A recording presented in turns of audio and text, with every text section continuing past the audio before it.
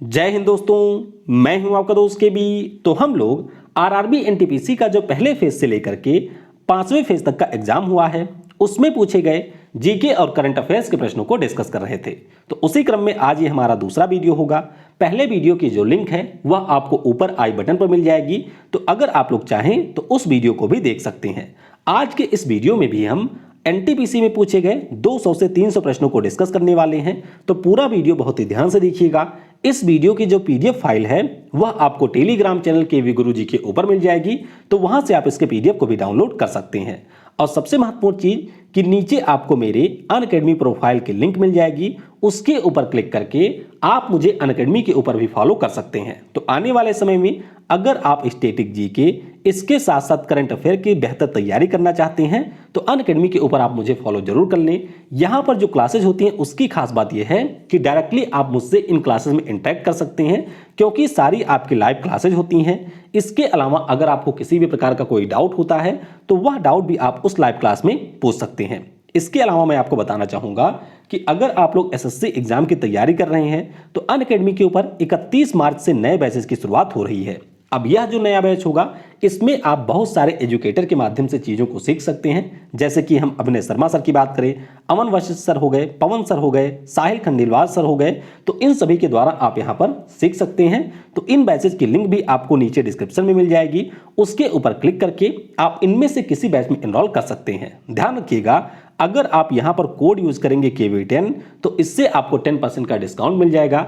इसके अलावा अगर आप लोग अनअकैडमी प्लेटफॉर्म के ऊपर फ्री में लाइव क्लासेस को देखते हैं तो उससे आपको वॉच टाइम मिलता है और उससे भी यहां पर आप लोग 10% का डिस्काउंट ले सकते हैं। तो नीचे आपको लिंक मिल जाएगी, उसके ऊपर क्लिक करके आपको इसमें एनरोल कर लेना है। तो चलिए अब इस वीडियो की हम शुरुआत करते हैं। तो पहला प्रश्न जो कि 3 से 4 बार डायरेक्टली यही पूछा जा चुका है कि महात्मा गांधी के द्वारा जो नील की जबरदस्ती खेती हो रही थी उसके विरोध में किस आंदोलन की शुरुआत की गई थी। तो ये आपका था चंपारण सत्याग्रह, 1917 में ये हुआ था। भारत छोड़ो प्रस्ताव किसने तैयार किया था। तो ये तैयार किया था जवाहरलाल नेहरू ने। आपको याद रखना है कि भारत छोड़ो आंदोलन 8 अगस्त 1942 को मुंबई के ग्वालियर टैंक मैदान में शुरू हुआ था और इस दौरान गांधी जी ने करो या मरो का नारा दिया था। देखिए, हम लोग जल्दी जल्दी चीजों को डिस्कस करेंगे, तो बस आपको केवल यहां पर चीजों को सुनते हुए जाना है और स्क्रीन के ऊपर अपनी निगाह बनाए रखनी है। फिर प्रश्न पूछा गया कि अरुणा आसफ अली के द्वारा कहां पर भारत का झंडा फहराया गया था। तो ये आपके उसी ग्वालियर टैंक मैदान में फहराया गया था 1942 में।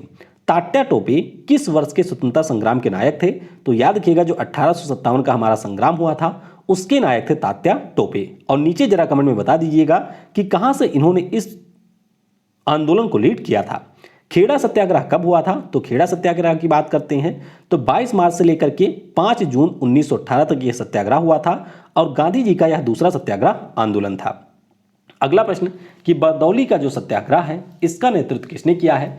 6 से 7 बार डायरेक्टली ये प्रश्न पूछा जा चुका है। तो याद रखिएगा, सरदार वल्लभ भाई पटेल जी के द्वारा इसका नेतृत्व किया गया था। ये आंदोलन आपका 1928 में हुआ था और इस आंदोलन के सफल नेतृत्व के बाद में वल्लभ भाई पटेल जी को यहाँ की महिलाओं के द्वारा सरदार की उपाधि दी गई थी। तो ये पॉइंट आप याद रखेंगे।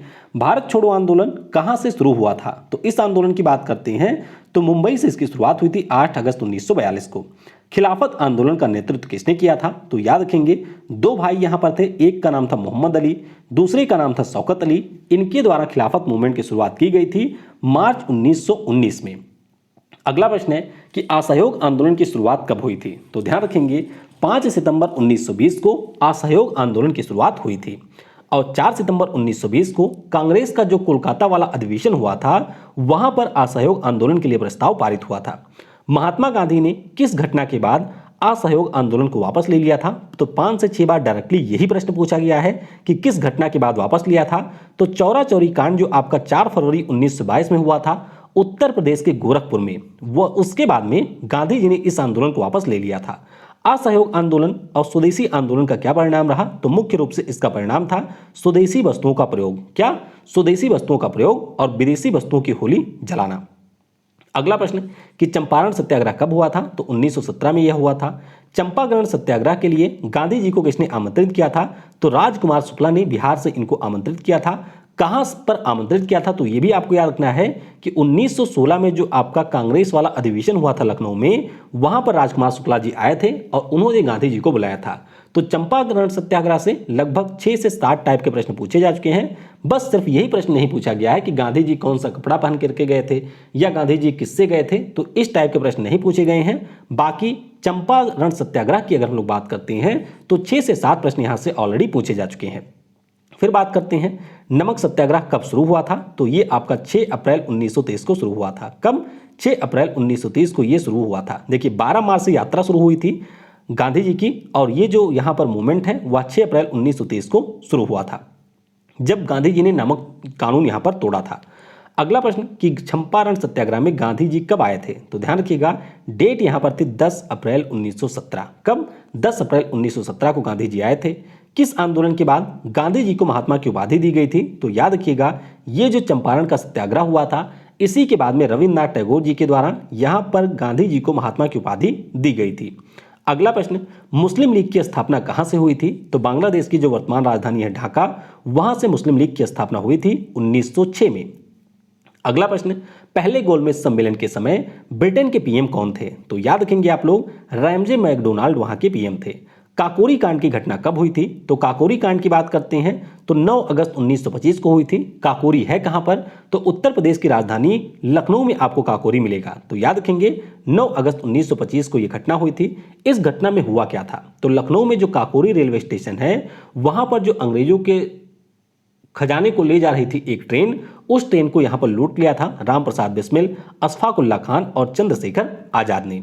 जलियांवाला बाग हत्याकांड की जांच के बाद किस आयोग का गठन किया गया था, यानी कि इसकी जांच के लिए, तो इस आयोग का नाम था हंटर आयोग। क्या नाम था? हंटर आयोग इसका नाम था। अगला प्रश्न, भारत की स्वतंत्रता के समय ब्रिटेन के पीएम क्लाइमेट एटली किस पार्टी से थे, तो याद रखेंगे ये आप लोग के लेबर पार्टी से। क्रिप्स मिशन के समय ब्रिटेन के पीएम कौन थे, तो उस समय पीएम थे विंस्टन चर्चिल। कौन थे? विंस्टन चर्चिल उस समय तक पीएम थे और 1940 से 45 तक ये पीएम रहे थे। कांग्रेस ने किस गोलमेज सम्मेलन में हिस्सा नहीं लिया था, तो याद रखेंगे आप लोग पहला जो गोलमेज सम्मेलन है 22 नवंबर 1930 से 13 जनवरी 1931 तक हुआ था। दूसरे में कांग्रेस ने हिस्सा नहीं लिया था, इसमें गांधी जी ने हिस्सा लिया था। सितंबर से लेकर के दिसंबर 1931 के बीच में हुआ था। और तीसरा वाला जो आपका है वह नवंबर 1931 से दिसंबर 1932 के बीच में हुआ था। अब गोलमेज सम्मेलन से और कई सारे प्रश्न पूछे जा चुके हैं, जैसे कि यहां पर जो गांधी इरविन समझौता होता है वह किस गोलमेज सम्मेलन के पहले हुआ था, तो याद रखिएगा दूसरे गोलमेज सम्मेलन के पहले गांधी इरविन पैक्ट हुआ था। इसके अलावा कौन से वे भारतीय हैं जो कि तीनों गोलमेज सम्मेलन में शामिल हुए थे, 4 से 5 बार यह प्रश्न पूछा जा चुका है। तो जो आपके भीमराव अंबेडकर थे, यानी कि हमारे संविधान के जनक, वे यहां पर तीनों गोलमेज सम्मेलन में शामिल हुए थे। गांधी जी सिर्फ दूसरे वाले में शामिल हुए थे। गांधी इरविन समझौता कितने सूत्रीय मांगों पर हुआ था, तो याद रखिएगा 11 सूत्रीय मांगों पर यह हुआ था 5 मार्च 1931 को। कब? 5 मार्च 1931 को। उस समय जो भारत के वायसराय थे लॉर्ड इरविन और गांधी जी के बीच में सबने अवज्ञा आंदोलन में शामिल था, तो याद रखिएगा 6 अप्रैल 1930 को यह आंदोलन हुआ था। नमक कानून तोड़ना इसमें शामिल था। सरकारी सेवाओं, शिक्षा केंद्रों और उपाधियों का बहिष्कार इसमें शामिल था। विदेशी कपड़ों को जलाना ये इसमें शामिल था। सरकार को कर ना देना ये भी इसमें शामिल था। और स्त्रियों के द्वारा जो भी अंग्रेजों के शराब और अफीम की दुकानें थीं उनके सामने धरना देना भी इसमें शामिल था। चलिए अब हम लोग बात करते हैं थोड़ा सा यहाँ पर गवर्नर जनरल से संबंधित प्रश्नों को। तो ये प्रश्न पूछा जा चुका है कई बार कि बंगाल के पहले गवर्नर कौन थे, तो याद रखिएगा रॉबर्ट क्लाइव पहले गवर्नर थे। 1765 में ये पहले गवर्नर बने थे। बंगाल के पहले गवर्नर जनरल कौन थे, तो ये भी आपको याद रखना है कि पहले गवर्नर जनरल थे वारन हेस्टिंग। कौन थे? वारन हेस्टिंग पहले गवर्नर जनरल थे। और रेगुलेटिंग एक्ट जो आपका 1773 में आता है उसके माध्यम से बंगाल के पहले गवर्नर जनरल बन जाते हैं वारन हेस्टिंग। ब्रिटिश भारत के पहले गवर्नर जनरल कौन थे, तो ये थे विलियम बेंटिक। चार्टर एक्ट 1833 के द्वारा जो बंगाल का गवर्नर होता था उसको भारत का गवर्नर जनरल बना दिया गया था, तो विलियम बेंटिक यहाँ पर थे। और विलियम बेंटिक के बारे में आपको याद रखना है कि जब हमारे यहाँ पर 1829 में राजा राम मोहन राय के द्वारा सती प्रथा की समाप्ति की गई थी, तो उसमें भी विलियम बेंटिक का ही अहम योगदान रहा था। अगला प्रश्न कि भारत के पहले वायसराय कौन थे, तो याद रखिएगा पहले वायसराय थे लॉर्ड कैनिंग।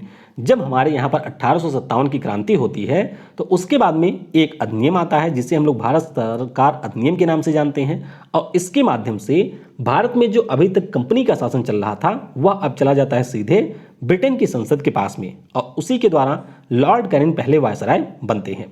भारत के अंतिम वायसराय व गवर्नर जनरल कौन थे? तो याद रखेंगे लॉर्ड माउंटबेटन थे। कौन थे? लॉर्ड माउंटबेटन थे यहाँ पर, जो कि 1947-48 में भी वायसराय रहे थे। याद रखिएगा जब हमारा देश आज़ाद हुआ था तो उस समय लॉर्ड माउंटबेटन ही हमारे यहाँ के वायसराय थे।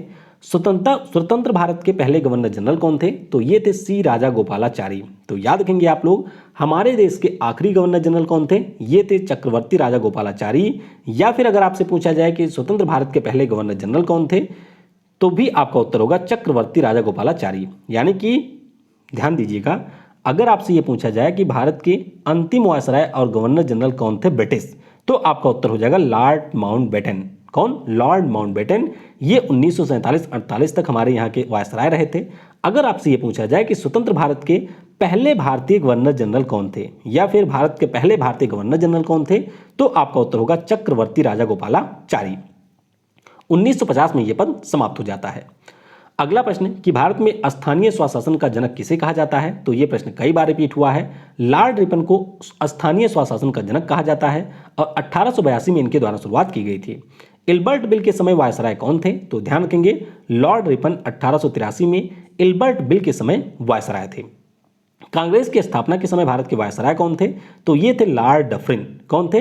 लॉर्ड डफरिन दिसंबर 1884 से दिसंबर 1888 तक यहां पर वायसराय थे।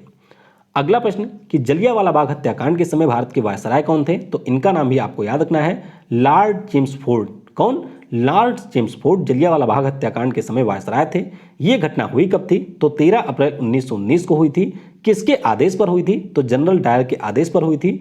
जलियांवाला बाग आपको मिलेगा कहां पर? तो पंजाब के अमृतसर में यह मिलेगा। और यहां पर जो जनरल डायर थे इनकी हत्या उधम सिंह के द्वारा की गई थी 1940 में। तो ये सारे प्रश्न आपके पूछे जा चुके हैं, सभी के बारे में आपको याद रखना है। व्यक्तिगत का जो सिद्धांत है जिसे हम लोग डॉक्ट्रिन ऑफ लैप्स के नाम से जानते हैं, किस गवर्नर जनरल के द्वारा लागू किया गया था? तो ये लागू किया था लॉर्ड डलहौजी ने।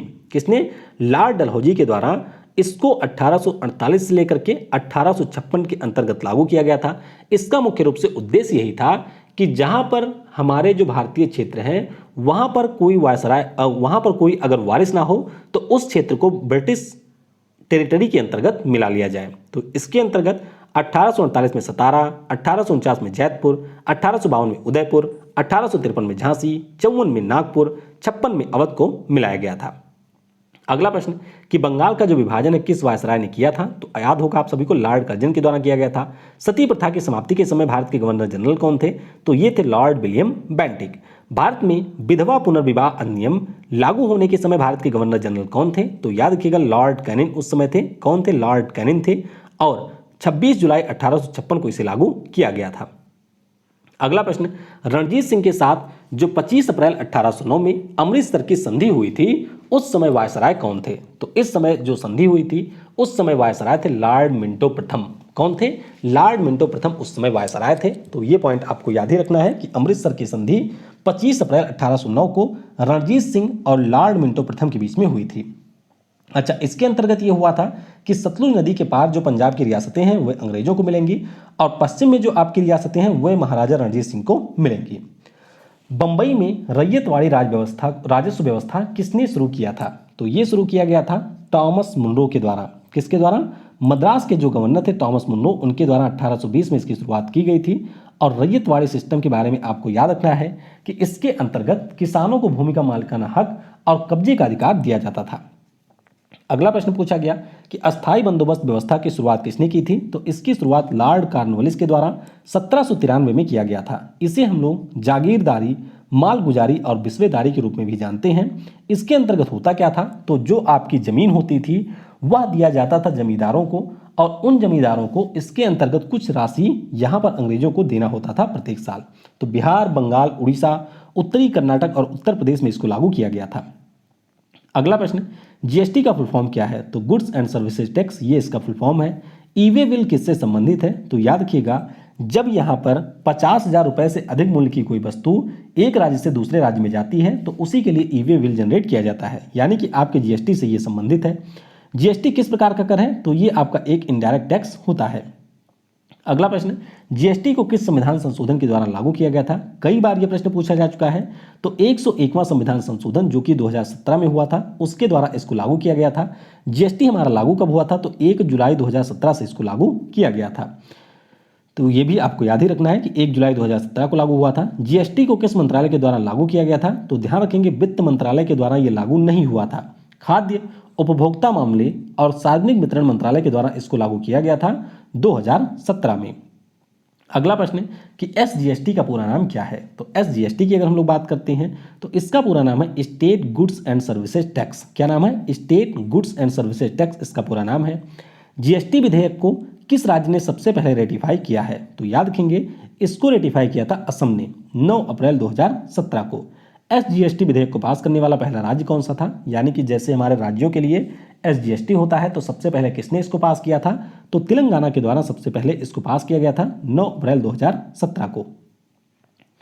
अच्छा, यहाँ पर थोड़ा सा डेट देख लीजिएगा, ये आपका 2016 है, ठीक है, प्रिंटिंग मिस्टेक है, तो ये आपका होगा 2016। अगला प्रश्न है कि अरविंद सुब्रमण्यम समिति किससे संबंधित है? तो ये जो आपकी समिति है वह जीएसटी टैक्स और दलहन उत्पादन को बढ़ाने और कीमतों पर अंकुश लगाने से संबंधित है, यानी कि जीएसटी में इसका योगदान रहा है। भारत में कर प्रणाली के सुधार के लिए किस समिति का गठन किया गया था? तो ये है राजा चिल्ला समिति, और राजा चिल्ला को कर सुधार का जनक भी कहा जाता है अपने देश भारत में, तो इनका नाम आपको याद ही रखना है। 91, 92 और 93 में इनके द्वारा 3 रिपोर्ट प्रस्तुत की गई थी, और जो यहाँ पर विजय केलकर समिति है वह भी आपका टैक्स रिफॉर्म से ही संबंधित है। अगला प्रश्न कि इनमें से कौन सा कर राज्य सरकार के द्वारा वसूला जाता है? तो ध्यान रखिएगा भूमि राजस्व शुल्क, स्टाम्प शुल्क, वैट यानी कि वैल्यू एडेड टैक्स, कृषि कर, राज्य उत्पाद शुल्क, व्यावसायिक कर और शराब कर, ये सारे राज्य की सरकारों के द्वारा वसूले जाते हैं। और यहाँ से जो आपका प्रश्न होता है वह अक्सर कोर्ट में पूछा जाता है, यानी कि सिंपली आपसे पूछा जाएगा कि इनमें से कौन सा कर है जो राज्यों के द्वारा नहीं वसूला जाता है या फिर वसूला जाता है। तो अगर आपको इनके बारे में अच्छे से पता होगा तो भी आप इनमें से सही ऑप्शन को चूज कर पाएंगे। अगला प्रश्न कि टैक्सोनॉमी के जनक के रूप में किसे जाना जाता है? तो यहाँ पर कार्लस लिनियस को टैक्सोनॉमी के जनक के रूप में जाना जाता है। जीएसटी के 4 प्रकार के टैक्स स्लैब कौन से हैं? तो 4 से 5 बार यह प्रश्न पूछा जा चुका है। ध्यान रखिएगा 4 स्लैब आपके होते हैं 5%, 12%, 18% और 28%। अगला प्रश्न कि किस देश में सबसे पहले जीएसटी की शुरुआत हुई थी? तो ये शुरू हुआ था फ्रांस में। कब? 1954 में, और ये प्रश्न भी आपके एनटीपीसी में पूछा जा चुका है। अच्छा, आपको थोड़ा सा ध्यान रखना है कि जो फ्रांस में जीएसटी का स्लैब है उसमें आपको 2.1%, 5.5%, 10% और 20% देखने को मिलेगा। केंद्र सरकार के द्वारा कौन सा टैक्स लिया जाता है? तो जैसे हम लोगों ने ऊपर राज्य सरकार के बारे में देखा वैसे ही आपको केंद्र सरकार के बारे में भी याद रखना है। तो इनके द्वारा जो टैक्स हैं उनमें आपका इनकम टैक्स हो गया, वेल्थ टैक्स हो गया, कारपोरेट टैक्स हो गया, कस्टम ड्यूटी हो गया, एक्साइज ड्यूटी हो गया, तो ये सारे हमारे केंद्र सरकार के द्वारा लिए जाते हैं। अगला प्रश्न कि इनमें से कौन सा आरबीआई से संबंधित नहीं है? तो ध्यान रखेंगे एसएलआर था, रेपो रेट था, जीएसटी था, सीआरआर था। तो एसएलआर की बात करें यानी कि स्टैच्यूटरी लिक्विडिटी रेशियो की बात करें, रेपो रेट की बात करें, बैंक रेट की बात करें, कैश रिजर्व रेशियो की बात करते हैं, तो ये सारे हमारे आरबीआई से संबंधित हैं। बाकी अगर हम लोग जीएसटी की बात करते हैं तो उसका संबंध आरबीआई से किसी प्रकार से नहीं है। जीएसटी परिषद का मुख्यालय कहाँ पर है? तो जीएसटी काउंसिल की बात हो रही है, मुख्यालय आपको दिल्ली में मिल जाएगा। जीएसटी परिषद में केंद्र सरकार के जो वित्त मंत्री होते हैं और राज्यों के जो वित्त मंत्री होते हैं वे सारे इसमें शामिल होते हैं। टोटल मेंबर की संख्या यहाँ पर 33 होती है और अध्यक्ष इसका होता है हमारे देश का वित्त मंत्री, यानी कि निर्मला सीतारमण जी इस समय जीएसटी परिषद की अध्यक्ष हैं। अगला प्रश्न कि जीएसटी ने किस कर को समाप्त किया था? तो ध्यान रखेंगे जब जीएसटी लागू हुआ था तो सर्विस टैक्स हो गया, मनोरंजन टैक्स हो गया, लग्जरी टैक्स हो गया, एक्साइज ड्यूटी हो गई, सेल टैक्स हो गया, इन सभी को इसने समाप्त कर दिया था। तो ये पॉइंट भी आपको याद रखना है। वैसे आपके एनटीपीसी में ये भी पूछा जा चुका है कि हमारे देश में जो सर्विस टैक्स है इसकी शुरुआत कब हुई थी? तो 1994 में सर्विस टैक्स की शुरुआत हमारे यहाँ पर हुई थी। अगला प्रश्न जीएसटी बिल का जो प्रारूप है तैयार करने वाली समिति के अध्यक्ष कौन थे? तो ये थे असीम दास गुप्ता। कौन थे? असीम दास गुप्ता थे। पीएम अटल जी के द्वारा उस समय पश्चिम बंगाल के जो वित्त मंत्री थे असीम दास गुप्ता, उनकी अध्यक्षता में एक समिति का गठन किया गया था। जीएसटी विधेयक को राष्ट्रपति के द्वारा मंजूरी कब दी गई थी? तो राष्ट्रपति ने 8 सितंबर 2016 को इसको मंजूरी दे दी थी। अगला प्रश्न है भारत में जो जीएसटी प्रणाली है किस देश के ऊपर आधारित है, तो ध्यान रखेंगे ये आपके कनाडा के ऊपर आधारित है। तो ये प्रश्न वैसे पूछा नहीं गया है लेकिन आपसे पूछा जा सकता है। जीएसटी प्रणाली कितने प्रकार की होती है, तो 3 प्रकार की होती है। एक तो आपका हो गया सीजीएसटी, फिर आपका है एसजीएसटी और फिर आपका होता है आईजीएसटी। तो इनके फुल फॉर्म कई बार पूछे गए हैं, तो थोड़ा सा फुल फॉर्म के बारे में भी आपको याद रखना है। अगला प्रश्न है कि राष्ट्रीय राजमार्ग 44 किन शहरों को आपस में जोड़ता है, तो ध्यान रखेंगे जो आपके जम्मू कश्मीर में श्रीनगर है उसको कन्याकुमारी से यहाँ पर 44 जोड़ता है। भारत का सबसे लंबा राजमार्ग कौन सा है, तो ये आपका NH44 बिल्कुल नहीं है, ये आपका है NH27। ध्यान रखिएगा, प्रिंटिंग मिस्टेक है, पीडीएफ में मैं आपको करेक्ट करके दूंगा। तो NH27 हमारे यहाँ का सबसे लंबा राजमार्ग है जो कि गुजरात के पोरबंदर को असम के सिलचर से जोड़ता है। तो ये पॉइंट आपको याद ही रखना है और ये हमारे ईस्ट वेस्ट कॉरिडोर के अंतर्गत आता है। NH44 की बात करते हैं तो ये आपके नॉर्थ साउथ कॉरिडोर के अंतर्गत आता है। अगला प्रश्न, उत्तरी दक्षिणी और पूर्वी पश्चिमी जो कॉरिडोर है आपस में कहाँ पर मिलते हैं, यानी कि NH24, NH27 और NH24 आपस में कहाँ पर मिलते हैं, तो ये उत्तर प्रदेश के झांसी में मिलते हैं। कहाँ पर, उत्तर प्रदेश के झांसी में ये आपस में मिलते हैं। अगला प्रश्न, स्वर्णिम चतुर्भुज परियोजना किससे संबंधित है, तो ये आपके सड़क निर्माण से संबंधित है, यानी कि जो हमारे यहाँ पर हाईवे होते हैं उनसे ये योजना संबंधित है। 2001 में इसको लॉन्च किया गया था। उद्देश्य क्या था कि हमारे यहाँ पर जो 4 महानगर है जैसे दिल्ली हो गया, मुंबई हो गया, यहाँ पर बेंगलुरु हो गया, चेन्नई हो गया, उसके बाद में कोलकाता हो गया, तो इनको आपस में जोड़ने के लिए इसको शुरू किया गया था 2001 में। 2012 में ये आपका कंप्लीट हो गया है था। वित्तीय वर्ष 2019-20 में कितने किलोमीटर राष्ट्रीय राजमार्ग का लक्ष्य रखा गया है, तो यहाँ पर टारगेट है 4500 किलोमीटर का। कितना, 4500 किलोमीटर का लक्ष्य है। निर्माण कितना हुआ था, तो 3979 किलोमीटर निर्माण यहाँ पर हुआ था। अगला प्रश्न, कौन सा राष्ट्रीय राजमार्ग दिल्ली से मुंबई को जोड़ता है, तो याद रखिएगा NH8 और NH48। कौन सा, जो आपका नेशनल हाईवे 8 है और नेशनल हाईवे 48 है, ये दोनों आपस में दिल्ली से मुंबई को जोड़ते हैं। अच्छा, NH8 इसका पुराना नाम था, ध्यान रखिएगा NH8 पुराना नाम था और नया नाम इसका है NH48। तो नए नाम से के बारे में आपको ध्यान रखना है। NH48 यहाँ पर जोड़ता है। गोल्डन ट्रायंगल किस शहर को आपस में जोड़ता है, तो दिल्ली, आगरा और जयपुर को ये आपस में जोड़ता है, यानी कि यहाँ पर दिल्ली हो गया, उसके बाद में आगरा है, फिर है जयपुर, तो इनको आपस में ये कनेक्ट करता है। अगला प्रश्न है, सीमा सड़क संगठन किस मंत्रालय के अधीन है, तो ये आपका आता है रक्षा मंत्रालय के अंतर्गत। और मैंने आपको कल भी बताया था कि 1960 में इसकी स्थापना हुई थी। यह हमारे सड़क, हाईवे और परिवहन मंत्रालय के अंतर्गत नहीं आता है। तो 7 मई 1960 को इसकी स्थापना हुई थी। ईस्ट वेस्ट कॉरिडोर किन शहरों को आपस में जोड़ता है, तो ये मैंने आपको बता ही दिया, पोरबंदर से सिलचर को ये आपस में जोड़ता है। इसे हम लोग NH27 के नाम से भी जानते हैं। अगला प्रश्न कि भारत की सबसे लंबी रोड सुरंग कौन सी है, तो मैंने आपको बताया ही था। सबसे लंबी रोड सुरंग की बात की जाए तो चेनानी नासरी सुरंग, जिसे हम लोग श्यामा प्रसाद मुखर्जी सुरंग के नाम से जानते हैं, वह सबसे लंबी आपकी रोड वाली सुरंग है। अगर आपसे भारत की सबसे लंबी सुरंग के बारे में पूछा जाए तो वह कौन सी है, पीर पंजाल टनल है। कौन सी है, पीर पंजाल टनल है। अगर आपसे सबसे लंबी रेलवे टनल के बारे में पूछा जाए तो उसका उत्तर आपका क्या होगा, तो उसका उत्तर हो जाएगा पीर पंजाल। ट्रेन और ब्रिज के ऊपर मैंने अभी जल्द ही वीडियो बनाई थी, ऊपर के आई बटन पर आपको लिंक मिल जाएगी, तो वहां से अगर आप चाहें तो उस वीडियो को देख सकते हैं। अगला प्रश्न, किस योजना के अंतर्गत भारत के जो राजमार्ग हैं उनको रेलवे क्रॉसिंग से मुक्त करने का लक्ष्य रखा गया है, तो ध्यान रखेंगे ये आपका था सेतु भारतम योजना। क्या थी, सेतु भारतम योजना। 4 मार्च 2016 को इसे लॉन्च किया गया था और 2019 तक इसको पूरा किए जाने का लक्ष्य था। तो ये पॉइंट आप याद रखेंगे, 2 बार ये प्रश्न भी पूछा जा चुका है। अगला प्रश्न, राजस्थान का सबसे बड़ा राजमार्ग कौन सा है, तो ये बिल्कुल बेकार सा प्रश्न है, क्योंकि ऐसे प्रश्न आपकी परीक्षा में करने के लिए नहीं आते हैं, बिल्कुल छोड़ने के लिए आते हैं। तो बस थोड़ा सा आप देख लेंगे एक बार कि यहाँ पर प्रश्न पूछा गया था राजस्थान का सबसे बड़ा राजमार्ग कौन सा है। अब ऐसे आपसे किसी भी राज्य का पूछा जा सकता है, तो हो सकता है आप अगर पढ़े हो तो याद होगा, अदरवाइज ये प्रश्न करने के लिए बिल्कुल नहीं होते हैं। अगला प्रश्न, भारत में राष्ट्रीय जलमार्ग की लंबाई कितनी है, तो इनकी टोटल लंबाई है 20,275.5 किलोमीटर। ये हमारे यहाँ पर राष्ट्रीय राजमार्ग की टोटल लंबाई है। राष्ट्रीय जलमार्ग 2 किस नदी से होकर के गुजरता है, तो ये आपके ब्रह्मपुत्र नदी से होकर के गुजरता है। ये आपको याद रखना है। असम में जो धुबरी है उसको ये सदिया से जोड़ता है और इसकी टोटल लंबाई है 891 किलोमीटर। अगला प्रश्न है कि राष्ट्रीय जलमार्ग 3 किस राज्य से होकर के गुजरता है, तो ये आपके केरल राज्य से होकर के गुजरता है। टोटल इसकी लंबाई है 205 किलोमीटर और कोल्लम को कोझिकोड से ये जोड़ता है। राष्ट्रीय जलमार्ग 1 की कुल लंबाई कितनी है? तो इसकी टोटल लंबाई है 1620 किलोमीटर। प्रयागराज से हल्दिया को ये जोड़ता है और ये आपको मिलेगा गंगा नदी में। ये पॉइंट भी आपको याद ही रखना है।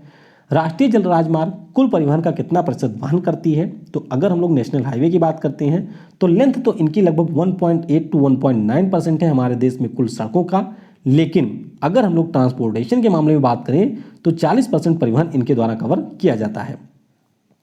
अगला प्रश्न है कि भारत का सबसे छोटा राष्ट्रीय राजमार्ग कौन सा है? तो ये है 966B। पहले इसका नाम था NH47A, लेकिन नया नाम इसका है 966B, जो कि हमारे यहाँ का सबसे छोटा राष्ट्रीय राजमार्ग है। केरल में ये भी आपको मिलेगा। कौन सा जलमार्ग कोरोमंडल तट व कृष्णा और गोदावरी नदी से होकर के गुजरता है? तो ध्यान रखेंगे नेशनल वाटरवे 4। कौन सा है? नेशनल वाटरवे 4 यहाँ से होकर के गुजरता है। तो थोड़ा सा मैं आपको जलमार्ग के बारे में बता देता हूँ। ये आप देखेंगे जो कि गंगा नदी में निर्मित है, इसे हम लोग नेशनल वाटरवे 1 के नाम से जानते हैं और ये 1620 किलोमीटर लंबा है। 1986 में इसको नेशनल वाटरवे के रूप में घोषित किया गया था। दूसरे की बात करते हैं तो ये आप यहाँ पर देख सकते हैं, असम में इसका निर्माण किया गया है। इसे हम लोग नेशनल वाटरवे 2 के नाम से जानते हैं। सदिया से धुबरी को आपस में जोड़ता है। 891 किलोमीटर इसकी लंबाई है। तीसरा आप यहाँ पर देखेंगे, ये देखिए केरल में आप लोग ध्यान देंगे तो केरल में नेशनल वाटरवे 3 है। कोल्लम से कोट्टापुरम को ये जोड़ता है और पश्चिमी तट चंपाकरा और उद्योग मंडल नहल के ऊपर इसका निर्माण किया गया है। फिर यहाँ पर देखिए, ये आपका नेशनल वाटरवे 4 हो गया। तो इसकी अगर हम लोग बात करते हैं तो काकीनाडा से पुडुचेरी को ये जोड़ता है। गोदावरी से कृष्णा नदी तक इसका निर्माण किया गया है। फिर आपका हो गया नेशनल वाटरवे 5। ये आप देख सकते हैं उड़ीसा में आपको मिलेगा। और इसकी अगर हम लोग बात करते हैं तो तलचर से धमरा को ये जोड़ता है। महानदी से मदाई नदी तक इसका विस्तार है। लंबाई है 623 किलोमीटर। चलिए अब हम लोग NTPC में जो आपके फुल फॉर्म पूछे गए हैं उनके बारे में भी आइए थोड़ा सा जान लेते हैं। तो पहले EVM इलेक्ट्रॉनिक वोटिंग मशीन इसका पूरा नाम है। LPG liquefied petroleum gas. EDD enhance due diligence जो आपका KYC प्रोसेस में यूज होता है, ये भी पूछा जा चुका है। सार्क यानी कि south Asian association for regional cooperation, ये भी पूछा जा चुका है। इसके अलावा अगर हम लोग बात करते हैं तो IPAB यानी कि इंटेलेक्चुअल प्रॉपर्टी अपीलेट बोर्ड, ये पूछा जा चुका है। NCSM national council of science museum, ये पूछा जा चुका है। CSIR यानी कि council of scientific industrial research, ये भी पूछा जा चुका है। UPU यानी कि यूनिवर्सल पोस्टल यूनियन। आगे FAO यानी कि food and agriculture organisation. IPBES यानी कि inter governmental science policy platform on biodiversity and ecosystem services. तो ये वैसे आपको याद बिल्कुल नहीं रखना है क्योंकि एक ही बार सिर्फ पूछा गया है। सोनार यानी कि sound navigation and ranging. WWC यानी कि वर्ल्ड वाइड वेब कंसोर्टियम, ये पूछा जा चुका है। फिर अगर हम लोग बात करते हैं GATT यानी कि general agreement on tariffs and trade, जिसके स्थान पर WTO का गठन हुआ था, तो ये पूछा जा चुका है। SLR यानी कि statutory liquidity ratio. PSLV polar satellite launch vehicle. GSLV जियो सिंक्रोनस सैटेलाइट लॉन्च व्हीकल, ये भी आपका पूछा ही जा चुका है। और अभी उस दिन जो 27 मार्च का पेपर हुआ था उसमें आपसे जियो के बारे में पूछा गया था, यानी कि जियो स्टेशनरी अर्थ ऑर्बिट, ये भी आपको याद रखना है। अगला प्रश्न WCCB यानी कि wild life crime control bureau, ये पूछा जा चुका है। ADSL asymmetric digital subscriber line. LIFO last in first out. GST goods and services tax. Computer का फुल फॉर्म आप लोग याद रखेंगे। कंप्यूटर का पूरा नाम होता है commonly operated machine particularly used for trade, technology, education and research, ये इसका पूरा नाम है। फिर कंप्यूटर लैंग्वेज से कई बार फुल फॉर्म पूछे गए हैं, जैसे कि HTML हो गया, हाइपर टेक्स्ट मार्कअप लैंग्वेज। उसके बाद में XML यानी कि एक्सटेंसिबल मार्कअप लैंग्वेज। SQL यानी कि स्ट्रक्चर्ड क्वेरी लैंग्वेज। बेसिक यानी कि beginner all purpose symbolic instruction code. Fortran formula translation. COBOL यानी कि कॉमन बिजनेस ओरिएंटेड लैंग्वेज। इसके बाद में आगे बात करें तो पर्ल यानी कि practical extraction and report language हो गया। XBL यानी कि XML बाइंडिंग लैंग्वेज आपका हो गया। एल्गो यानी कि एल्गोरिदम लैंग्वेज आपका हो गया। DDL यानी कि डाटा डेफिनेशन लैंग्वेज, तो ये सारे पूछे जा चुके हैं। CSS की बात करते हैं तो कास्केडिंग स्टाइल शीट। JSP यानी कि जावा सर्वर पेजेज। ASP यानी कि एक्टिव सर्वर पेजेज। J2EE यानी कि जावा टू प्लेटफॉर्म एंटरप्राइज एडिशन। आगे बात करते हैं कंप्यूटर प्रोटोकॉल की, तो यहाँ से भी बहुत सारे प्रश्न पूछे गए हैं, जैसे कि FTP हो गया, 3 से 4 बार तो FTP ही पूछा जा चुका है, यानी कि फाइल ट्रांसफर प्रोटोकॉल। DSCP यानी कि डायनेमिक होस्ट कॉन्फ़िगरेशन प्रोटोकॉल हो गया। HTTP यानी कि हाइपर टेक्स्ट ट्रांसफ़र प्रोटोकॉल हो गया, HTTPS यानी कि hyper text transfer protocol secure हो गया। तो अगर यहाँ पर एस लग जाता है तो आगे आपका सिक्योर लग जाता है। ICP यानी कि ट्रांसमिशन कंट्रोल प्रोटोकॉल हो गया, IP यानी कि इंटरनेट प्रोटोकॉल हो गया। तो ये आपको याद ही रखना है। आगे इंटरनेट के संबंध में बात करें तो WW यानी कि वर्ल्ड वाइड वेब हो गया, URL यानी कि यूनिफॉर्म रिसोर्स लोकेटर हो गया, HTTPS मैंने आपको बता ही दिया है, SSL यानी कि सिक्योर सॉकेट्स लेयर, तो ये भी आपका पूछा ही जा चुका है। आगे बात करते हैं तो LAN यानी कि लोकल एरिया नेटवर्क हो गया, WAN यानी कि वाइड एरिया नेटवर्क हो गया, MAN यानी कि मेट्रोपॉलिटन एरिया नेटवर्क हो गया, और VPN यानी कि वर्चुअल प्राइवेट नेटवर्क हो गया। तो ये सारे फुल फॉर्म भी आपके पूछे ही जा चुके हैं। आगे बात करते हैं तो GUI यानी कि ग्राफिकल यूजर इंटरफेस, ये पूछा जा चुका है। CLI यानी कि कमांड लाइन इंटरफेस, ये पूछा जा चुका है। ISP internet service provider, ATL active template library. अच्छा, मेमोरी की बात करते हैं तो प्राइमरी मेमोरी कौन सी होती है, ध्यान रखिएगा। जैसे रैम हो गया रैंडम एक्सेस मेमोरी, SRAM हो गया यानी कि static random access memory, DRAM हो गया यानी कि डायनेमिक रैंडम एक्सेस मेमोरी। इसी प्रकार से रोम हो गया रीड ओनली मेमोरी, PROM हो गया यानी कि programmable read only memory, EPROM यानी कि erasable programmable read only memory हो गया, EPROM यानी कि electrically erasable programmable read only memory. तो ये सारे भी आपको याद ही रखने हैं। सेकेंडरी मेमोरी की बात करते हैं तो आपका ऑप्टिकल मेमोरी हो गया, CD-ROM हो गया यानी कि compact disc read only memory, CDR यानी कि कॉम्पैक्ट डिस्क रिकॉर्डेबल, उसी प्रकार से CDRW यानी कि कॉम्पैक्ट डिस्क रीराइटेबल हो गया आपका। इसी प्रकार से DVD-ROM यानी कि digital versatile disc read only memory आपकी हो गई, DVDR हो गया, इसी प्रकार से DRW हो गया। तो ये सारे आपको याद ही रखने हैं। फिर अगर हम लोग प्रोसेसिंग डिवाइस के संबंध में बात करें तो CPU यानी कि सेंट्रल प्रोसेसिंग यूनिट, और ध्यान रखिएगा ये हमारे कंप्यूटर का दिमाग होता है। ALU यानी कि अरिथमेटिक लॉजिक यूनिट हो गया, CU यानी कि कंट्रोल यूनिट हो गया। इसी प्रकार से आपको इनके फुल फॉर्म भी याद रखने हैं। फिर बात करते हैं फोटो फाइल फॉर्मेट से संबंधित जो भी आपके फुल फॉर्म है, तो इसमें आपका JPEG हो गया यानी कि जॉइंट फोटोग्राफिक एक्सपर्ट्स ग्रुप हो गया, TIFF यानी कि टैग इमेज फाइल फॉर्मेट हो गया, PNG यानी कि पोर्टेबल नेटवर्क ग्राफिक्स हो गया, GIF यानी कि ग्राफिक्स इंटरचेंज फॉर्मेट हो गया, BMP यानी कि विंडोज बिटमैप हो गया।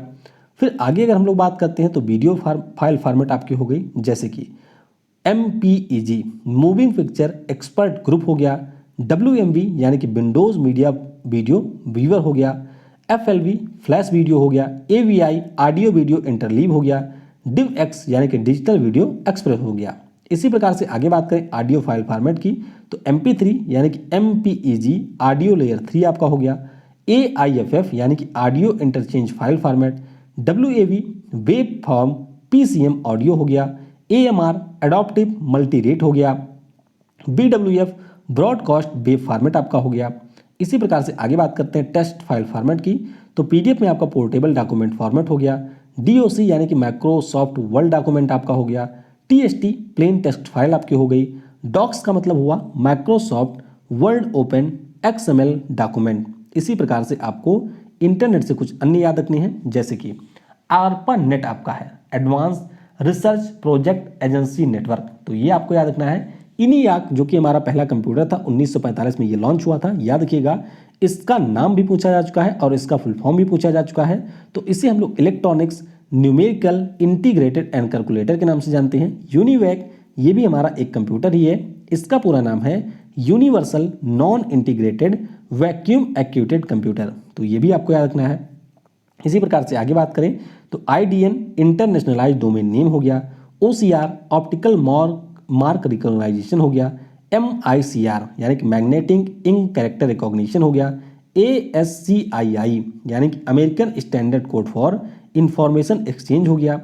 आगे बात करें CAD यानी कि कंप्यूटर एडेड डिजाइन हो गया, CADD computer aided design and drafting हो गया, CAM कंप्यूटर एडेड मैन्युफैक्चरिंग हो गई, DBMS यानी कि डेटाबेस मैनेजमेंट सिस्टम हो गया। आगे बात करें तो DNS यानी कि डोमेन नेम सिस्टम हो गया, DOS डिस्क ऑपरेटिंग सिस्टम हो गया, HDMI high definition multimedia interface हो गया, MS DOS यानी कि माइक्रोसॉफ्ट डिजिटल ऑपरेटिंग सिस्टम हो गया। देखिए फुल फॉर्म वाले में ऐसा नहीं है कि 100% आपके पूछे गए हैं, इसमें से अधिकांश आपके पूछे गए हैं और कुछ उससे जुड़े हुए हैं जिनको मैंने यहाँ पर शामिल कर लिया है। तो फुल फॉर्म वाले में आपके सारे यहाँ पर फुल फॉर्म नहीं पूछे गए हैं, खास तौर पे जो कंप्यूटर वाले हैं इसमें अधिकांश तो पूछे गए हैं, लेकिन कुछ मैंने नए भी शामिल किए हैं जो कि हो सकता है कि आपके एग्जाम में पूछ लिए जाएँ। NTFS की बात करें तो new technology file system, OCR optical character reader या फिर ऑप्टिकल कैरेक्टर रिकॉग्निशन हो गया, OMR ऑप्टिकल मार्क रीडर या फिर ऑप्टिकल मार्क रिकॉग्निशन हो गया, SIM सब्सक्राइबर आइडेंटिटी मॉड्यूल, तो ये तो आपका पूछा ही जा चुका है। इसी प्रकार से आगे बात करें वाईफाई वायरलेस फिडेलिटी, क्या है वायरलेस फिडेलिटी, इसका पूरा नाम है BIOS यानी कि बेसिक इनपुट आउटपुट सिस्टम, तो ये भी आपको याद ही रखना है।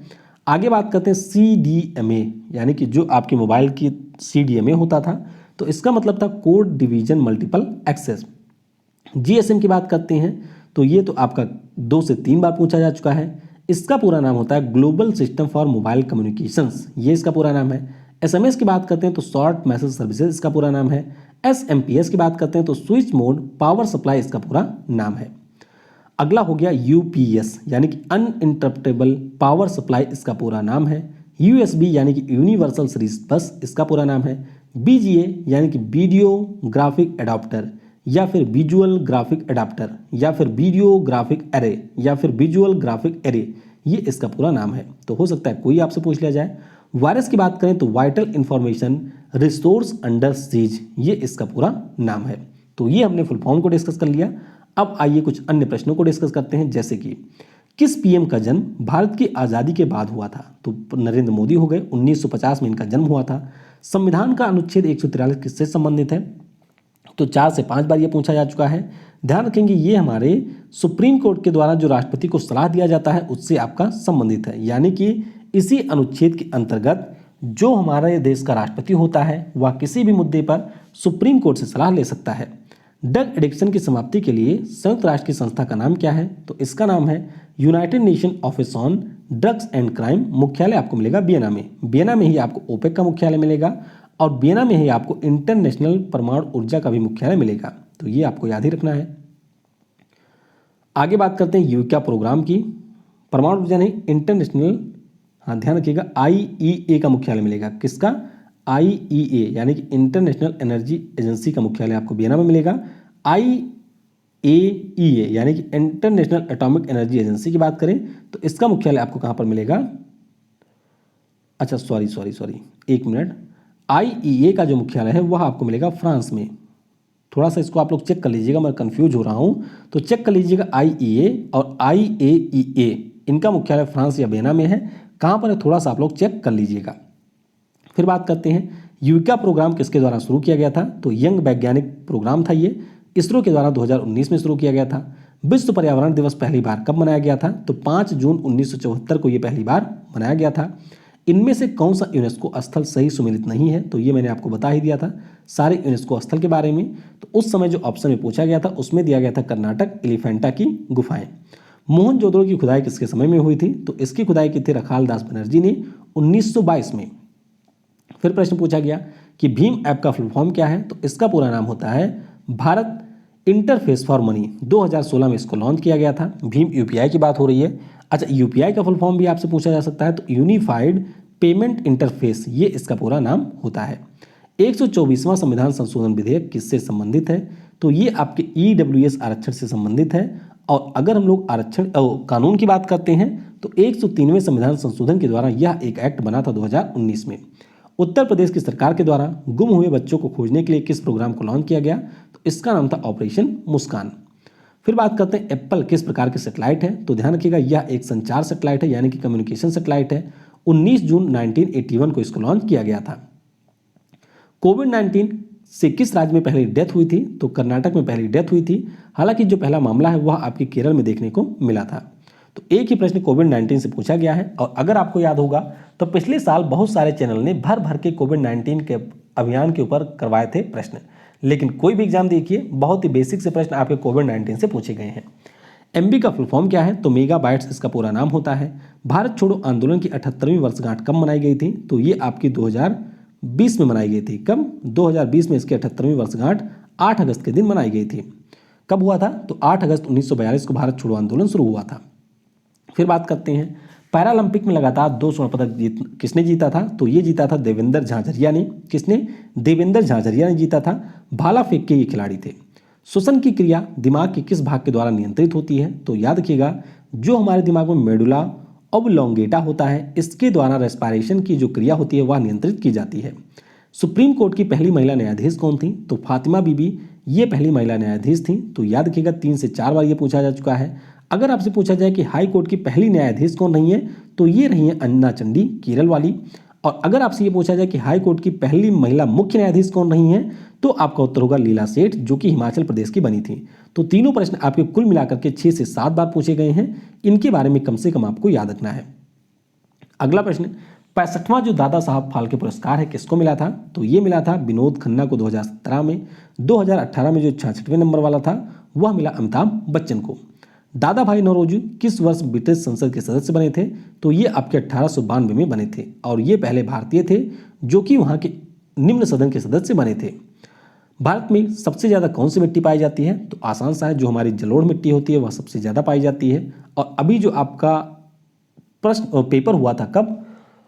27 मार्च को, उसमें यह पूछा गया था कि जो हमारी अलुवियल सॉइल होती है इसमें जो आपकी पुरानी होती है उसे नाम हम लोग क्या देते हैं? तो मैंने आपको बताया था कि इसको आप भंगार से याद रख सकते हैं, इसे हम लोग भांगर कहते हैं। और जो आपकी नई वाली जलोढ़ मिट्टी होती है उसे हम लोग खादर के नाम से जानते हैं।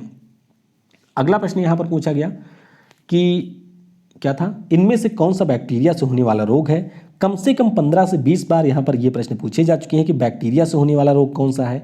तो मैं आपको यहाँ पर जो प्रमुख रोग हैं बैक्टीरिया से होते हैं उनके बारे में एक बार फिर से बता देता हूँ।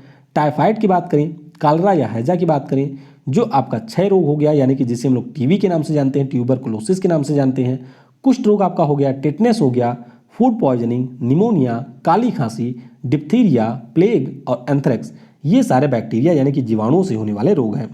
आरबीआई की सील जो होती है उसमें कौन सा जानवर है? तो बहुत ही महत्वपूर्ण प्रश्न है, ध्यान रखिएगा। इसमें आपको शेर देखने को मिलेगा। कौन? आरबीआई की जो सील होती है उसमें आपको लॉयन देखने को मिलेगा। पॉम ट्री भी इसमें आपको देखने को मिलेगा। क्या? जो हमारा पॉम ट्री होता है यानी कि पॉम का वृक्ष होता है, ये भी आपको आरबीआई के लोगों में देखने को मिलेगा। बाकी आरबीआई की स्थापना कब हुई थी? तो 1 अप्रैल 1935 को इसकी स्थापना हुई थी। मुख्यालय इसका मिलेगा मुंबई में। शक्तिकांत दास वर्तमान में गवर्नर है। अगला प्रश्न कि इनमें से कौन सी नदी है जो अरब सागर में नहीं गिरती है? तो इस प्रकार के प्रश्न कई बार पूछे जा चुके हैं। तो याद रखिएगा जो हमारी नर्मदा नदी है, तापी नदी है, माही नदी है, साबरमती नदी है और लूनी नदी है, वह आपके अरब सागर में गिरती है।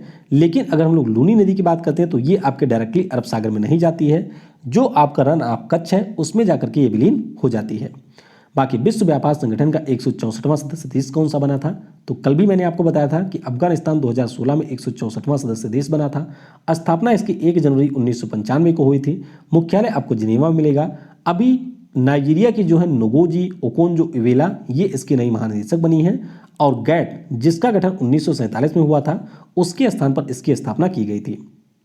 अगला प्रश्न कि गगन का पूरा नाम क्या है? तो गगन की अगर हम लोग बात करते हैं तो इसका पूरा नाम है जीपीएस यानी कि global positioning system aided geo यानी कि geostationary earth orbit augmentation navigation. तो ये इसका पूरा नाम है। और मैंने आपको बताया था कि नेविगेशन के लिए एयरपोर्ट अथॉरिटी ऑफ इंडिया के द्वारा इसको 2001 में लॉन्च किया गया था। माइक्रो प्रोसेसर की जो स्पीड होती है इसको हम लोग किस में नापते हैं? तो इसको हम लोग हर्ट में नापते हैं। किसमें? हर्ट में इसको हम लोग मेजर करते हैं। प्रोग्रामिंग लैंग्वेज को किसकी सहायता से मशीन भाषा में बदला जाता है? तो 4 से 5 बार यह प्रश्न पूछा जा चुका है और ये परीक्षाओं का बहुत ही पेट क्वेश्चन होता है। प्रोग्रामिंग लैंग्वेज को किसकी सहायता से मशीन भाषा में बदला जाता है? तो ये होता है आपका कंपाइलर। क्या होता है? कंपाइलर।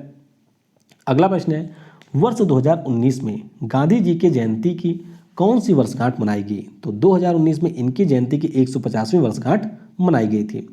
अगला प्रश्न जम्मू कश्मीर पुनर्गठन विधेयक 2019 किस तारीख को पेश किया गया था? तो याद रखिएगा 5 अगस्त 2019 को राज्यसभा में ये पेश हुआ था।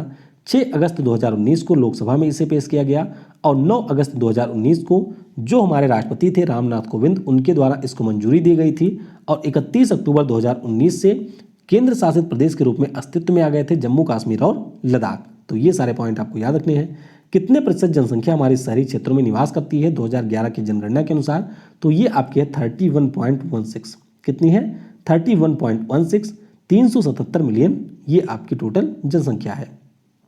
अगला प्रश्न है, संयुक्त राष्ट्र विकास कार्यक्रम का मुख्यालय कहाँ पर है? तो मुख्यालय आपको न्यूयॉर्क में मिलेगा। अकीम स्टीनर इसके प्रमुख हैं। गांधी शांति पुरस्कार की शुरुआत कब हुआ था? तो याद रखिएगा 1995 में इसकी शुरुआत हुई थी। 2016 में अक्षय पात्र फाउंडेशन और सुलभ इंटरनेशनल को मिला, ऑलरेडी पूछा गया प्रश्न है। 2017 में एकल अभियान ट्रस्ट को मिला था। 2018 में यो हेही सासाकावा को मिला है। 2020 के लिए ये पुरस्कार दिया गया है मुजीबुर रहमान को। बहुत ही महत्वपूर्ण प्रश्न है, ध्यान रखिएगा। अगले 3-4 सालों तक पूछा जाएगा शेख मुजीबुर रहमान।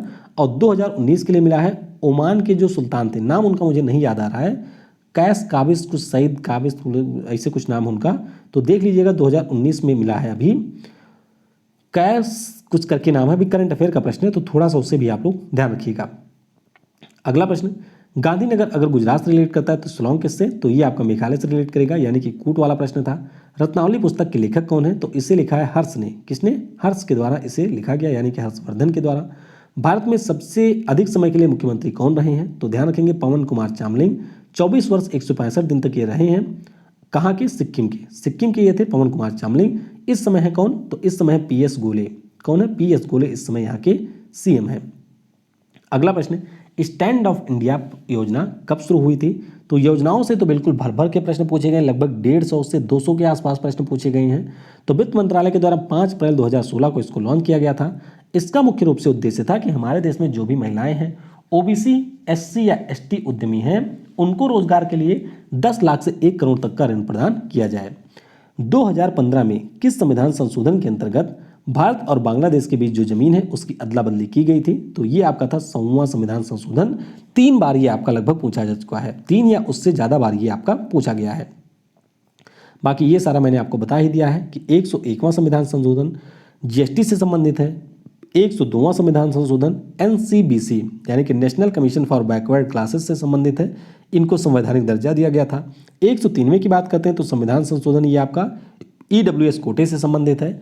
और जो आपका 104वां संविधान संशोधन पिछले साल लागू हुआ था, उसके अंतर्गत एक तो हमारे यहाँ पर जो आरक्षण था उसको 2030 तक के लिए बढ़ा दिया गया है, यानी कि जो लोकसभा और राज्य की विधानसभाओं में एससी एसटी के लिए सीटों का आरक्षण था उसको 10 सालों के लिए बढ़ाया गया। और जो हमारे लोकसभा में 2 लोगों को राष्ट्रपति के द्वारा मनोनीत किया जाता था आंग्ल भारतीय समुदाय के, उनको भी यहाँ से हटा दिया गया है। अगला प्रश्न, पहला खेलो इंडिया यूथ गेम्स कहाँ पर हुआ था? तो ध्यान रखेंगे ये आपका हुआ था दिल्ली में 2018 में। 2019 वाला जो है वह आपका कहाँ पर हुआ था? तो ये हुआ था महाराष्ट्र में। 2020 वाले की बात करते हैं तो ये आपके असम की गुवाहाटी में हुआ था। और 2021 वाला इस साल होगा हरियाणा के पंचकुला में। तो सारे के बारे में यहाँ पर पूछा जा चुका है, सभी के बारे में आपको याद रखना है। फिर एक प्रश्न पूछा गया कि इनमें से कौन सा शास्त्रीय नृत्य नहीं है? तो ध्यान रखेंगे हमारे यहाँ पर कुल 8 शास्त्रीय नृत्य हैं और इनसे लगभग 20 से 25 बार आपके एनटीपीसी में प्रश्न पूछा जा चुका है। तो आइए एक बार इन सभी के बारे में हम थोड़ा सा जान लेते हैं। देखिए उत्तर प्रदेश की बात करते हैं तो यहाँ का आपका होता है कथक। कौन सा है? कथक हमारे उत्तर प्रदेश का है। उसी प्रकार से असम की बात करते हैं तो सतरिया आपके असम का है। मणिपुर की बात करते हैं तो यहाँ की है मणिपुरी। और मणिपुरी का जब नाम आए तो याद रखिएगा भगवान कृष्ण को यह समर्पित है। उसके बाद में बात करते हैं उड़ीसा की, तो यहाँ का आपका उड़ीसी हो गया। उसी प्रकार से तमिलनाडु की बात करते हैं तो ये हमारा हो गया यहाँ पर भरतनाट्यम, जो कि भारत का सबसे पुराना शास्त्रीय नृत्य है। फिर हम लोग केरल में जाते हैं तो यहाँ पर आपको 2 मिलेगा, एक तो है मोहिनीअट्टम और दूसरा यहाँ पर है कथकली। तो इस प्रकार से आप देखेंगे कि हमारे यहाँ पर कुल 7 हैं और एक हमारा हो गया आंध्र प्रदेश में जिसका नाम है कुचिपुड़ी। तो ये हमारे कुल मिलाकर के 8 क्लासिकल डांस है। अगला प्रश्न है कि फीफा विश्व कप में किस देश ने प्रत्येक संस्करण में हिस्सा लिया है? तो ध्यान रखिएगा ब्राजील नाम का जो देश है इसने टोटल 21 बार इसमें हिस्सा लिया है। तो ये पॉइंट आपको याद रखना है। 1930 में पहला फीफा का विश्व कप खेला गया था। कहाँ पर हो रहा था? तो ये मुझे नहीं मालूम है, अगर आपको पता है तो नीचे कमेंट में बता सकते हैं। सबसे ज़्यादा बार किसने जीता है? तो ब्राजील ने सबसे ज़्यादा बार जीता है। 2018 में इसका आयोजन रूस में हुआ था। जीता किसने था? तो फ्रांस ने जीता था। क्रोएशिया को इन्होंने हराया था। 2022 में इसके बाद होने वाला है। यहाँ पर देखिए पुरुषों वाली बात हो रही है, महिलाओं वाली नहीं। तो 2022 में कहाँ पर हुआ था? तो 2022 वाला जो है ये आपका होगा कतर में। 2000 अगर हम लोग 26 वाले की बात करते हैं ये भी आपके पुरुषों वाला ही है। तो 2026 में आपका होगा ये जापान, मैक्सिको, जापान नहीं यार, क्या नाम है, अमेरिका, कनाडा और मैक्सिको, यहाँ पर होगा। ये सारे पूछे जा चुके हैं, बिल्कुल याद रखिएगा इनको, नहीं तो आपको लगे मैं ऐसे बता रहा हूँ।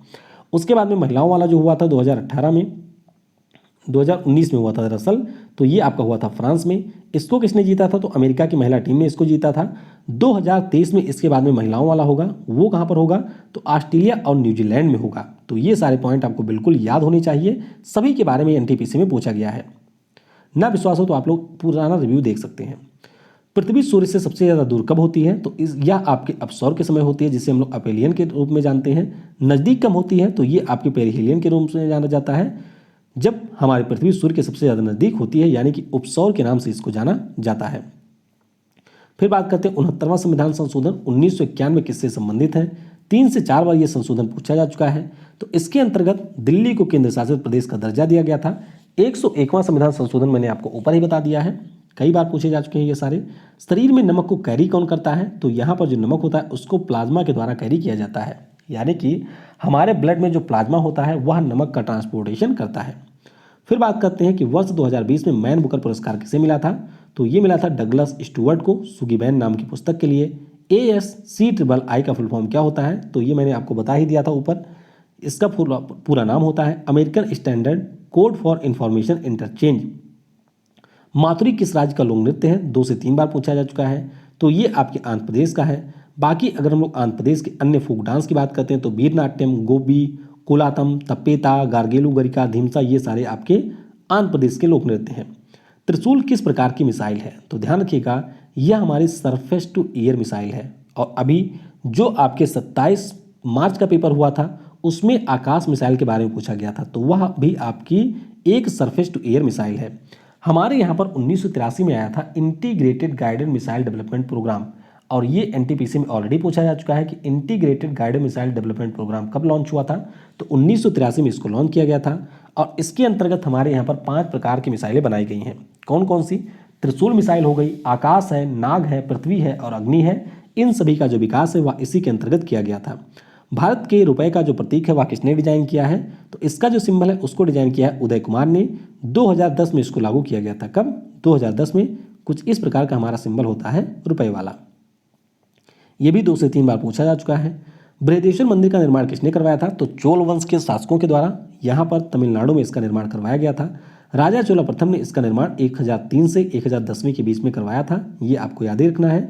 और यूनेस्को के द्वारा 1987 में इसको विश्व धरोहर स्थलों की सूची में शामिल किया गया था। रीड का पूरा नाम क्या है? तो बस थोड़ा सा ध्यान रखेंगे, रूरल एनर्जी इंटरप्राइज डेवलपमेंट। अगला है लकड़वाला समिति का गठन कब किया गया था? तो इसका गठन हुआ था 1993 में। गरीबी की माप के लिए इनका गठन किया गया था। नवीन पटनायक कौन सी बार उड़ीसा के सीएम बने हैं? तो ध्यान रखिएगा 5वीं बार ये उड़ीसा के सीएम बने हैं। बीजू जनता दल इनकी पार्टी का नाम है। और जब उड़ीसा की बात हुई है, बीजू जनता दल की बात हुई है, तो याद रखिएगा एक यहाँ की सांसद हैं क्योंझर लोकसभा सीट से, जिनका नाम है चंद्राणी मुर्मू। वे आपके भारत के सबसे युवा सांसद हैं। तो ये प्रश्न 2 से 3 बार पूछा गया कि सबसे युवा सांसद कौन है? तो चंद्राणी मुर्मू है। ग्लाइसलॉर का IUPAC नाम क्या है? तो ये भी बिल्कुल कूड़े टाइप का प्रश्न है, यानी कि अगर आपको IUPAC का नामकरण नहीं पता होगा तो इस प्रकार के प्रश्न आपको आते हैं तो छोड़ कर दीजिए, वरना आप इनको नमस्कार करिए, आगे बढ़िए। अगला प्रश्न है कि 1939 में द्वितीय विश्व युद्ध के दौरान भारत का वायसराय कौन था? तो ये आपके थे लॉर्ड लिनलिथगो। कौन थे? Lord Linlithgow. 1936 से 44 तक ये भारत के वायसराय रहे थे। जोग या गरसोप्पा जलप्रपात आपको किस राज्य में देखने को मिलेगा? तो ये आपको कर्नाटक में मिलेगा, शिमोगा जिले के ऊपर, श्रावती नदी के ऊपर इसका निर्माण हुआ है। ऊंचाई है 253 मीटर। वैसे अगर हम लोग भारत के सबसे ऊंचे जलप्रपात की बात करते हैं तो याद रखिएगा वह आपका कौन सा है? तो वो है कुचिकल। कौन सा है? कुचिकल है। वह भी आपको कर्नाटक में मिलेगा, लेकिन वह आपके वाराही नदी के ऊपर है। किसके? वाराही नदी के ऊपर है। तो ये भी आपको याद रखना है। हालांकि बहुत जगह आपको जोग गरसोप्पा पढ़ाया जाएगा, लेकिन वह बिल्कुल गलत है। मैं आपको बिल्कुल ऑथेंटिक डाटा दे रहा हूँ। जो हमारा कुचिकल जलप्रपात है, यानी कि कुचिकल वाटरफॉल है, वह सबसे ऊंचा वाटरफॉल है। किसी फाइल को रीनेम करने के लिए किस शॉर्टकट की का प्रयोग किया जाता है? तो ये आपका होता है F2। कौन सा है? F2। अगला प्रश्न, भारत किस वर्ष संयुक्त राष्ट्र का सदस्य बना था? तो याद रखिएगा ये इसका संस्थापक सदस्य 1945 में सदस्य बना था। IPL में पर्पल कैप किस खिलाड़ी को दिया गया था? तो ये मिला था कागिसो रबाडा को। ऑरेंज कैप की बात करते हैं तो ये मिला था KL राहुल को, हमारे देश भारत के हैं। और बाकी अगर हम लोग बात करते हैं विजेता कौन सा रहा था, तो विजेता रहा था मुंबई इंडियंस। 5वीं बार इसने यहाँ पर IPL ट्रॉफी को जीता था। NaCO3 का रासायनिक नाम क्या है? तो इसे हम लोग सोडियम बाइकार्बोनेट या फिर बेकिंग सोडा के नाम से जानते हैं। अगला प्रश्न, 2019 की रिपोर्ट के अनुसार भारत में सबसे ज्यादा वन क्षेत्रफल किस राज्य में है? बहुत ही ज्यादा महत्वपूर्ण प्रश्न है। ध्यान रखिएगा, मध्य प्रदेश में सबसे ज्यादा आपको वन मिलेंगे यानी कि क्षेत्रफल के अनुसार। अरुणाचल प्रदेश दूसरे और छत्तीसगढ़ है तीसरे स्थान पे। अगर हम लोग परसेंटेज में बात करते हैं तो मिजोरम यहाँ पर पहले स्थान पे है, अरुणाचल प्रदेश दूसरे और मेघालय है तीसरे स्थान पे। और जिन्होंने यहाँ पर पूरा वीडियो देखा है यानी कि यहाँ तक देखा है, नीचे कमेंट में जरा आप बताइएगा कि हमारे यहाँ पर टोटल वन और फॉरेस्ट कवर कितना है और हमारे यहाँ पर टोटल वन कवर कितना है। दोनों आप लोग नीचे कमेंट में बताइएगा। ऑनलाइन मीटिंग के लिए ऐप पूछा जा चुका है, तो जूम आपका हो गया, गूगल मीट हो गया, इनका प्रयोग ऑनलाइन मीटिंग के लिए किया जाता है। फाइटर प्लेन को उड़ाने वाली पहली महिला कौन है? तो अवनी चतुर्वेदी फाइटर प्लेन को उड़ाने वाली पहली महिला है। बाकी कोंकणी किस राज्य में बोली जाने वाली भाषा है? तो ये आपके गोवा में बोली जाने वाली भाषा है। गोवा के बारे में कल मैंने आपको कई चीज़ें बताई थी, जैसे 1961 में ये आज़ाद हुआ था, ऑपरेशन विजय के अंतर्गत 1987 में इसको राज्य का दर्जा मिला था, ये भी आपको याद रखना है 56वें संविधान संशोधन के अंतर्गत। कलारीपयट्टू किस राज्य का मार्शल आर्ट है? तो ये आपके केरल का है। और आपको याद होगा कि जो हमारा खेलो इंडिया यूथ गेम्स है उसमें भी 4 मार्शल आर्ट को शामिल किया गया है। तो सिलाबम की बात करें तो तमिलनाडु का है, गटका आपके पंजाब का है, थांगटा आपके मणिपुर का है, लाठी खेला आपके वेस्ट बंगाल का है, मलखम्ब आपके मध्य प्रदेश का। तो ये सारे मार्शल आर्ट के प्रकार हैं। स्कैनर किस प्रकार की डिवाइस है? तो ये आपकी इनपुट डिवाइस है। 3 बार लगातार स्वच्छ शहर रहने वाली राज्य की राजधानी क्या है? तो ये आपकी है भोपाल। यानी कि कौन सी राजधानी 3 साल तक लगातार स्वच्छ शहर के रूप में रही थी? तो ये आपकी है भोपाल। वैसे सबसे स्वच्छ शहर की बात करते हैं तो वो आपका रहा है इंदौर पिछले 4 सालों से। किताब उल हिंद नाम की जो पुस्तक है किस भाषा में लिखी गई है? तो अलबरूनी के द्वारा अरबी भाषा में इस पुस्तक को लिखा गया है। सूर्य का जो चमकता हुआ भाग होता है इसको हम लोग क्या कहते हैं? तो इसे हम लोग कोरोना या फिर फोटोस्फीयर के नाम से जानते हैं। अगला प्रश्न, परिवेश पोर्टल का फुल फॉर्म क्या है? तो ये आपके पर्यावरण मंत्रालय की एक पहल है। पूरा नाम है proactive responsive facilitation by interactive and वाइट्रस इन्वायरमेंटल सिंगल विंडो हब। इनमें से कौन सी नवीकरणीय ऊर्जा है? तो नवीकरणीय ऊर्जा की बात करते हैं तो सौर ऊर्जा हो गई, पवन ऊर्जा हो गई, जल ऊर्जा, बायोमास, ये सारी आपकी नवीकरणीय ऊर्जा है। अगला प्रश्न, SGST का फुल फॉर्म क्या है? तो ये मैंने आपको बता ही दिया, state goods and services tax है, 1 जुलाई 2017 को लागू हुआ था। इनमें से कौन सा मुगल कालीन नृत्य वर्तमान में अस्तित्व में है? तो ये भी मैंने आपको बताया ही था, जो आपका कथक है उत्तर प्रदेश वाला, ये अकबर के समय से ही चला आ रहा है। सबसे पुराना कौन सा है? तो ये आपका है भारतनाट्यम। कैलाश पर्वत कहाँ पर मिलेगा? तो ये आपको मिलेगा तिब्बत यानी कि चीन में। अगला प्रश्न, इनमें से कौन सा परमाणु ऊर्जा संयंत्र सही सुमेलित नहीं है? तो परमाणु ऊर्जा संयंत्र यहाँ पर आपको दिए गए हैं, टोटल हमारे यहाँ पर 7 हैं। इनके बारे में आपको याद ही रखना है। जैसे कि पहला कौन था? तो तारापुर, जो कि आंध्र प्रदेश में महाराष्ट्र में आपको मिलेगा, ये पहला था। उसके अलावा काकरापार गुजरात में है, राजस्थान में है रावत भाटा, नरोरा आपका उत्तर प्रदेश में है। उसके अलावा कैगा की बात करते हैं तो कर्नाटक में है। तमिलनाडु में आपको 2 मिलेंगे, एक तो आपका है कल्पक्कम, एक है कुडनकुलन। कुडनकुलन की बात करते हैं तो सबसे नवीनतम है, रूस के सहयोग से इसको हमने लगाया हुआ है और सबसे ज़्यादा शक्तिशाली भी यही है, यानी कि सबसे ज़्यादा क्षमता भी आपके कुडनकुलन की है। तो ये सारे प्रश्न आपके पूछे गए हैं, इनके बारे में आपको याद ही रखना है। फिर बात करते हैं, मानव नेत्र किस रंग को सबसे बेहतर देखने में सक्षम होता है? और जिस दिन हम लोगों ने इस प्रश्न को डिस्कस किया था एनटीपीसी में, उसी समय मैंने आपको बताया था कि सबसे बेहतर हमारी आंख देखती है पीला रंग को। तो ये आपको याद ही रखना है। ब्रिटेन वुड इंस्टीट्यूशन में कौन शामिल होते हैं? तो ये समझौता आपका हुआ था 1944 में। जापान था, ऑस्ट्रेलिया था, अमेरिका था, इन लोगों के बीच में समझौता हुआ था। और WTO यानी कि उस समय का जो गैट था, IMF हो गया, विश्व बैंक हो गया, इन सभी की स्थापना इसी के अंतर्गत की गई थी। जैव ईंधन नीति को सबसे पहले किस राज्य ने लागू किया था? तो सबसे पहले लागू किया था राजस्थान ने 2019 में। अगला प्रश्न है कि आम का वैज्ञानिक नाम क्या है? तो ये मैंने आपको कल ही भी बताया था, मैग्नीफेरा इंडिका इसका वैज्ञानिक नाम है। इनमें से कौन सा माइक्रोसॉफ्ट ऑफिस का हिस्सा नहीं है? तो माइक्रोसॉफ्ट ऑफिस का पार्ट कौन सा है? 5 से 6 बार आपके एनटीपीसी में पूछा गया है। तो ध्यान रखेंगे कौन कौन से इसके हिस्से होते हैं। वर्ड आपका हो गया, एक्सेल हो गया, पावर पॉइंट हो गया, वन नोट हो गया, आउटलुक, एक्सेस हो गया, इसके अलावा पब्लिशर, शेयर पॉइंट, ये सारे आपके माइक्रोसॉफ्ट ऑफिस के पार्ट होते हैं। बीबीपैट का पूरा नाम क्या है? तो बीबीपैट की बात करते हैं तो याद रखिएगा, voter verified paper audit trail, यानी कि जब आप ईवीएम में बटन दबाते हैं तो एक मशीन लगती है, उसमें से एक पर्ची निकलती है, जिस पर्ची से आपको ये पता चलता है कि किस पार्टी को आपने वोट दिया है। तो बीबीपैट का पूरा नाम होता है voter verified paper audit trail. EVM का मैंने आपको बता ही दिया था, इसका पूरा नाम होता है electronic voting machine.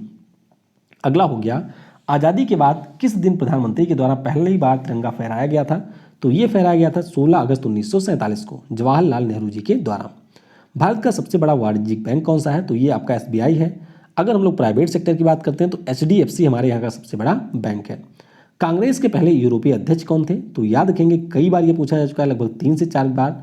George Yule पहले यूरोपीय अध्यक्ष थे। तो ये सारे आपको याद ही रखना है। जैसे कि पहला जो सम्मेलन है कांग्रेस का, वह 1885 में होता है बॉम्बे में।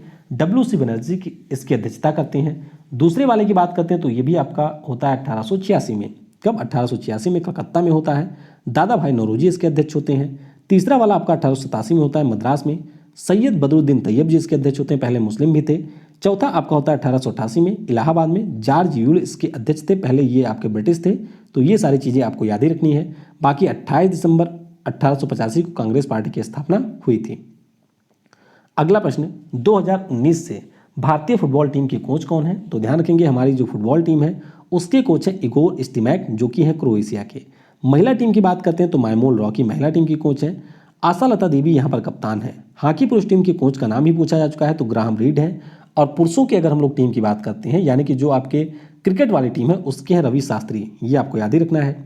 कांग्रेस छोड़ने के बाद में नेताजी ने कौन सा संगठन बनाया था? तो कल भी मैंने आपको बताया था कि जब त्रिपुरी वाला अधिवेशन आपका होता है 1939 में, उस समय ये अध्यक्ष होते हैं, लेकिन सीतारमैया जी हार जाते हैं। तो उसके बाद में गांधी जी का आदेश होता है कि आप अपने पद को छोड़ दें नेताजी।